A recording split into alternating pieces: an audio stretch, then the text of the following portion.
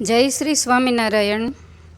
અત્યારે અમે જઈ રહ્યા છીએ દ્વારિકા ઉત્સવને પૂર્ણ કરી અને પાછા ફરતા પરમાત્માના પરમ મિત્ર હૃદય સમાન જે વાલા છે એવા સુદામાજીની નગરી સુદામાપુરી કહેતા પોરબંદર તરફ.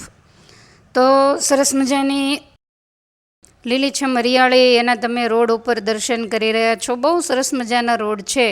ત્યાંથી અમે 1.5 કલાકમાં 100 કિલોમીટર હોવા છતાં સુદામાપુરી પહોંચ્યા. તમે મુખ્ય મંદિરનું દ્વાર એને જોઈ રહ્યા છો, બોર્ડ વાંચી રહ્યા છો કે શ્રી સુદામાપુરી યાત્રાધામ. સવારનો સમય હતો એટલે કોઈ પણ પ્રકારનું ટ્રાફિક વગેરે પણ હતું નહીં, એટલે અમે સીધા મંદિરની અંદર પ્રવેશ કર્યો. બહુ સરસ રીતે આ સ્થાનને ડેવલપ કરવામાં આવ્યું છે. મંદિર પણ ઘણું બધું જૂનું પુરાણું છે. આજુબાજુમાં સરસ મજાના ગાર્ડન, હરવા ફરવાની જગ્યા, કારણ કે ખાસ કરીને વિદ્યાર્થીઓ અહીંયા ટૂરમાં આવતા હોય છે તો એમને આનંદ આવે એવી સરસ મજાની ગોઠવણ અહીંયા કરવામાં આવી છે. તો કોઈ છે નહીં, અમે ચાલી અને સુદામાજીના મંદિર તરફ જઈ રહ્યા છીએ. આજુબાજુમાં વૃક્ષોના ઝુંડ એને પણ તમે નિહાળી રહ્યા છો. અલગ અલગ પ્રકારના વૃક્ષો છે. તો વચ્ચેનો મુખ્ય રસ્તો છે તો ત્યાં ચાલી અને તમે શિખર પણ જોઈ રહ્યા છો. સરસ મજાની ધજા ફરકી રહી છે. તો એ સુદામાજીનું મંદિર છે. આજુબાજુમાં બીજા સાક્ષી ગોપાલ વગેરે નાના મોટા મંદિરો પણ આવેલા છે.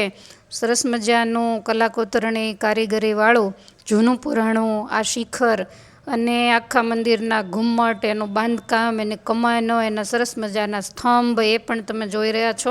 સુંદર, આમ જોઈએ તો નાનું અને નાજુકલું મંદિર છે. આજુબાજુમાં એકદમ પરમ શાંતિ દેખાઈ રહી છે. કોઈક લોકોની અવર જવર એ તમે જોઈ રહ્યા છો. તો એ સુદામા મંદિરની અંદર અમે દર્શન કરી રહ્યા છીએ. આમ તો ફોટા વગેરે પાડવાની મનાઈ છે, પણ છતાંય તમને દર્શન થાય એટલે ત્યાં રિક્વેસ્ટ કરી અને અમે આખું જે મંદિર, એનું જે બાંધકામ અને કલાકોતરણી એના પણ ફોટા લીધા અને એક સુદામાજીના મંદિરની અંદરનો પણ ફોટો લીધો છે, જે તમે દર્શન કરી રહ્યા છો. સુદામાજી અને સુશીલાજી મંદિરની અંદર બિરાજી રહ્યા છે. બાજુમાં નાના નાના રાધાકૃષ્ણ દેવના સ્વરૂપો બિરાજે છે.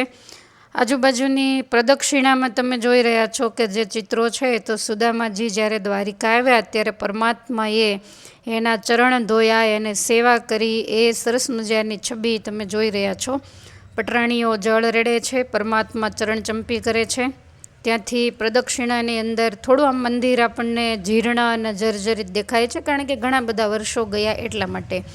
તો આગળ પણ એ જ છબી છે. પરમાત્મા સુદામાના ચરણ પખાળે છે, રૂક્ષ્મણીજી જળ રેડે છે, સત્યભામાજી હાથમાં પૂજાપો લઈને ઊભા છે, જાંબુવંતીજી ચમર ડોળી રહ્યા છે. અને આ પરમાત્મા જ્યારે સુદામાજી પધારે ત્યારે એને સામા જાય. સુદામાજી પગથિયા ચડે છે, ભગવાન સામેથી એને તેડીને લેવા માટે જાય. તો એ સરસ મજાનો ફોટો છે, એના દર્શન તમે કર્યા.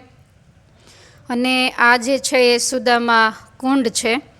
તો એની અંદર સરસ મજાનું નિર્મળ જળ છે, પણ એ કુંડ અંદર ઉતરી શકાય એવો નથી. વાવ ટાઈપનો અંદર પગથિયા વગેરે ગોઠવી અને આ કુંડ બનાવવામાં આવ્યો છે. અને ભગવાન શ્રી કૃષ્ણ અને સુદામા, એના જેવી મિત્રતા દુનિયામાં ક્યાંય મળે નહીં, એની સાક્ષી પૂરતું આ સરસ મજાનું મંદિર છે.